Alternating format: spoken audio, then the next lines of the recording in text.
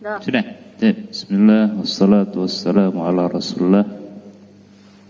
Hamdan katsiran tayyiban mubarakan fi kama yuhibbu rabbuna wa yarda. Asyhadu an la ilaha illallah wahdahu la syarikalah wa asyhadu anna Muhammadan abduhu wa rasuluh. Wassallallahu ala nabiyyina Muhammad wa ala alihi wa ashabihi wa man tabi'ahum bi ihsan ila yaumiddin, amma ba'd. Masih kita kajian rutin ba'dal asr, yaitu tentang kitab Ad-Darari Al-Imam Asy-Syaukani rahimahullah.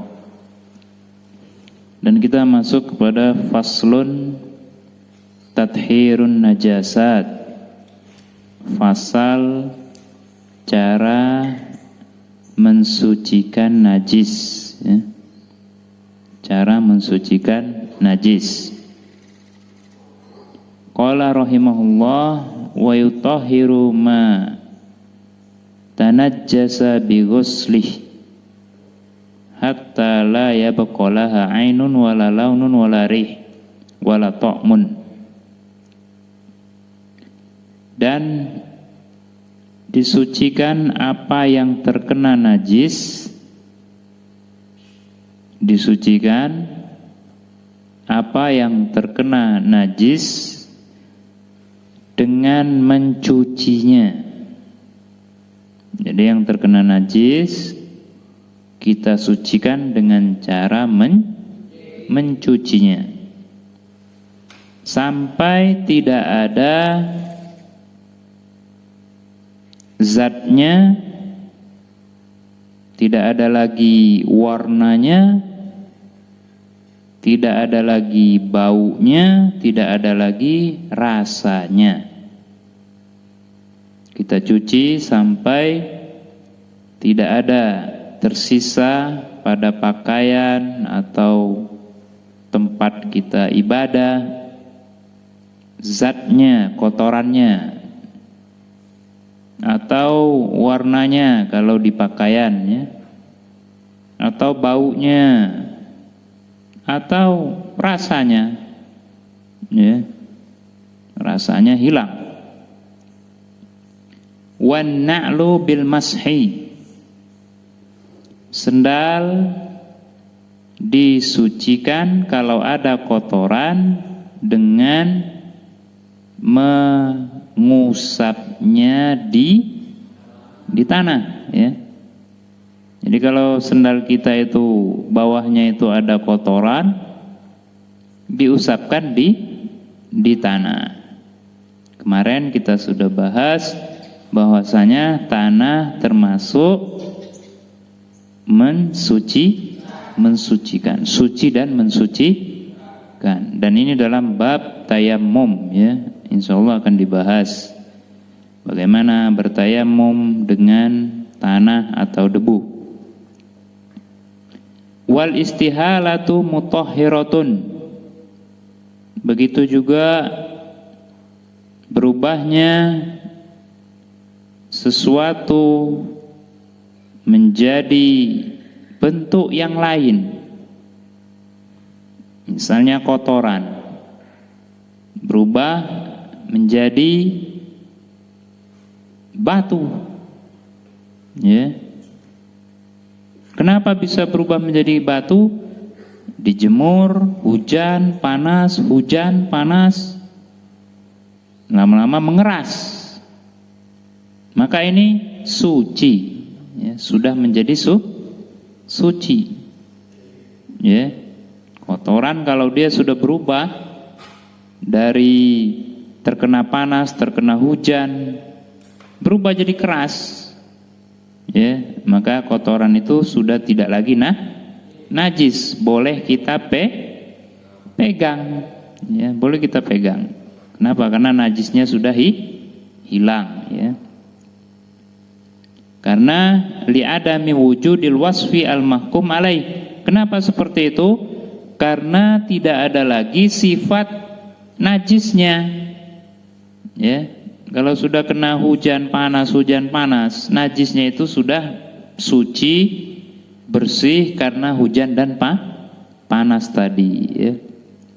Begitu juga sebagian ulama membahas bagaimana kalau pakaian yang terkena kencing kita jemur ya, tanpa dicuci kita jemur ya, sengaja atau tidak sengaja, setelah kering nggak ada lagi zatnya, nggak ada lagi warnanya, nggak ada lagi baunya, nggak ada lagi rasanya. Jadi apa dia?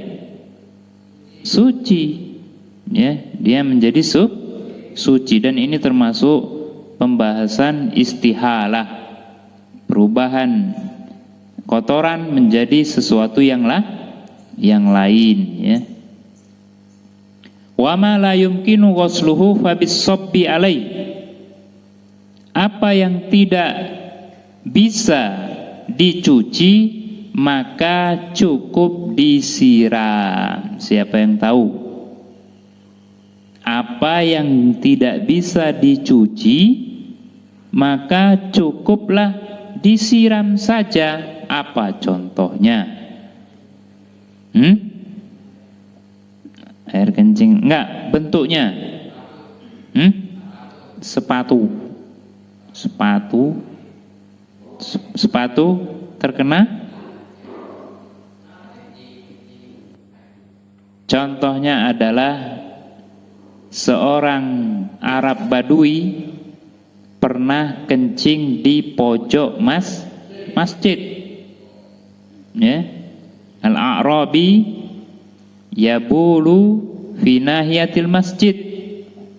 Seorang Arab Badui ini orang pedalaman ya, kasar, namanya orang pedalaman kasar. Dia kencing di masjid karena dia nggak tahu. Sahabat fazajarun nas, para sahabat marah ya, apalagi Umar bin Khattab.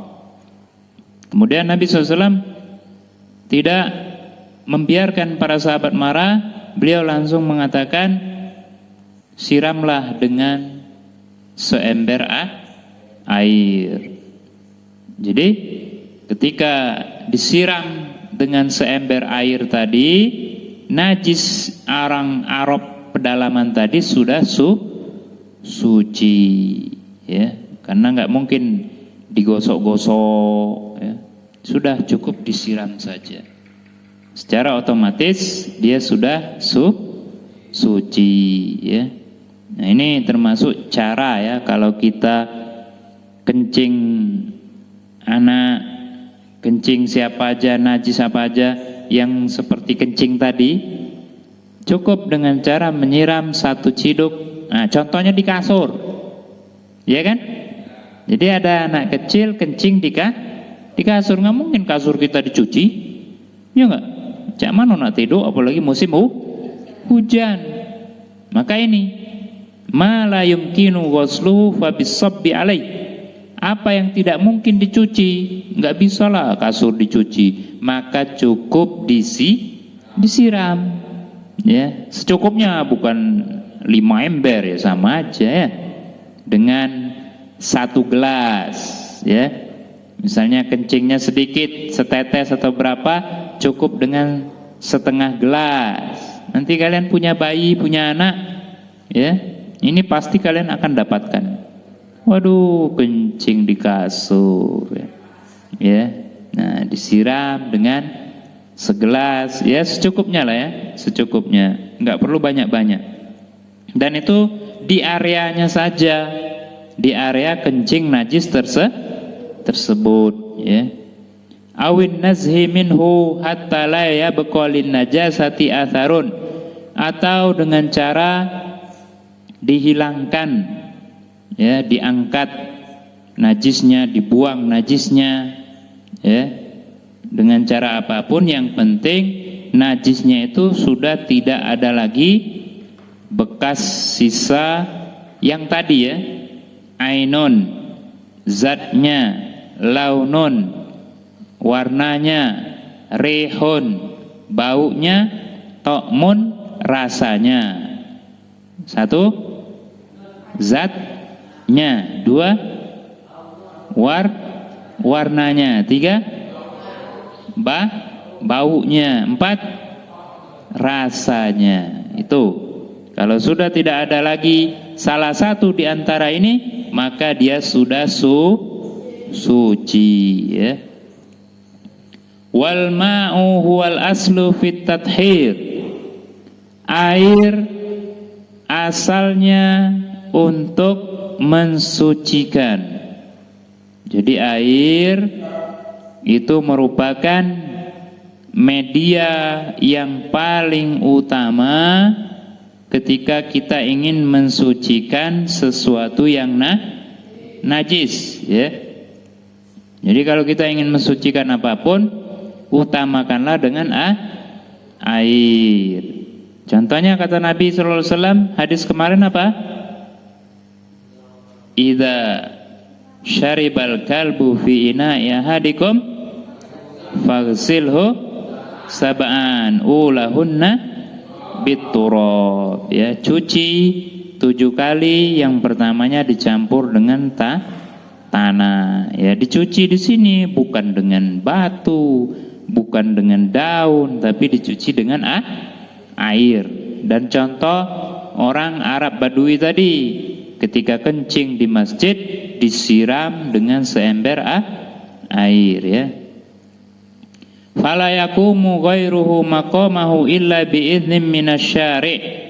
Tidak boleh selain air ketika ingin mensucikan najis kecuali dengan izin dari Al-Quran, dari Allah, dari Rasul sallallahu alaihi wasallam, ya. Tidak boleh kita membersihkan najis selain dengan air kecuali kalau ada dalilnya, ya. Dan ini kaidah, semua harus ada dalilnya dari Al-Quran dan Sunnah Rasulullah sallallahu alaihi wasallam. Dan juga Nabi SAW menyatakan al-ma' tuhurun, air itu mensucikan, suci dan mensucikan, ya. Maka apa sih yang mensucikan selain air? Siapa yang tahu? Tanah, dengan cara menggosokkan sendal di tanah, ya. Apalagi batu, ya enggak? Batu, dan itu dinamakan apa? Istijmar, ya. Bersuci dengan menggunakan batu yang ganjil. Dan nanti insya Allah kita bahas juga tentang istijmar, ya. Apa bedanya istinja dengan istijmar? Istinja bersuci dengan air, istijmar selain air. Batu, nanti juga para ulama menyatakan tisu, ya. Daun yang bukan untuk dimakan, nggak boleh pakai daun singkong, nggak boleh pakai daun katu, tidak boleh pakai daun yang dimakan, daun pandan. Jadi yang boleh itu kalau daunnya tidak dimakan, ya. Daun nangka dimakan nggak? Daun duren, daun pohon duren, ya. Dimakan kambing. Intinya ada pengganti dari batu, tisu, dan yang semisalnya. Dan itu semuanya ada dalilnya, ya.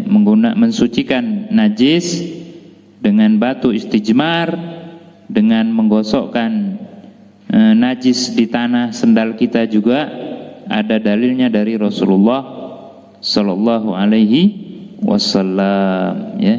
Itu beberapa pembahasan tentang cara mensucikan najis. Khulasoh, ringkasannya, ya, cara menghilangkan najis itu dengan cara mencucinya sampai tidak ada lagi apa?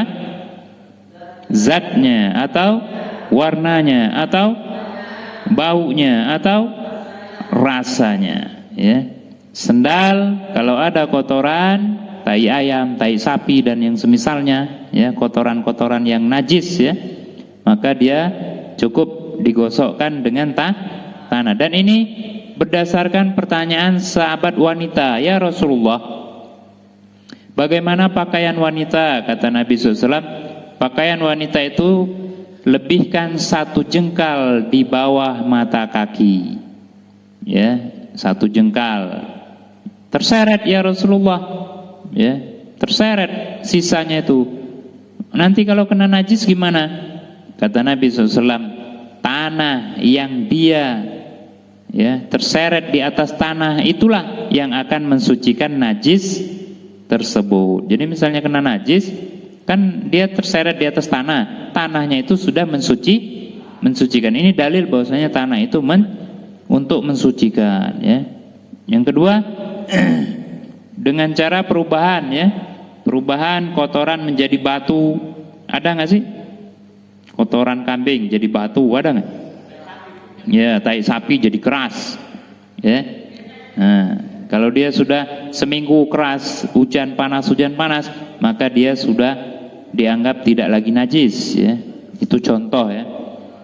Kemudian kalau tidak bisa dicuci, susah seperti kasur dan yang semisalnya, atau bantal, misalnya musim hujan, nggak mungkin lah bantalnya dicuci, cukup disiram dengan air, sebagaimana kisah orang Arab Badui yang kencing di masjid. Yang penting tidak ada lagi apa yang telah kita sebutkan tadi, dan asal mensucikan itu dengan air, ya. Adapun selain air, kalau ada dalilnya, itu dibolehkan dan dibenarkan menurut syariat. Ada pertanyaan sebelum ditutup? Kalau tidak ada, semoga bermanfaat, dan insyaallah kita lanjut kepada bab berikutnya besok ba'dal asar insyaallah. Wassallallahu ala nabiyina Muhammad wa ala alihi washabbihi ajmain walhamdulillahirabbil alamin. Wassalamualaikum warahmatullahi wabarakatuh.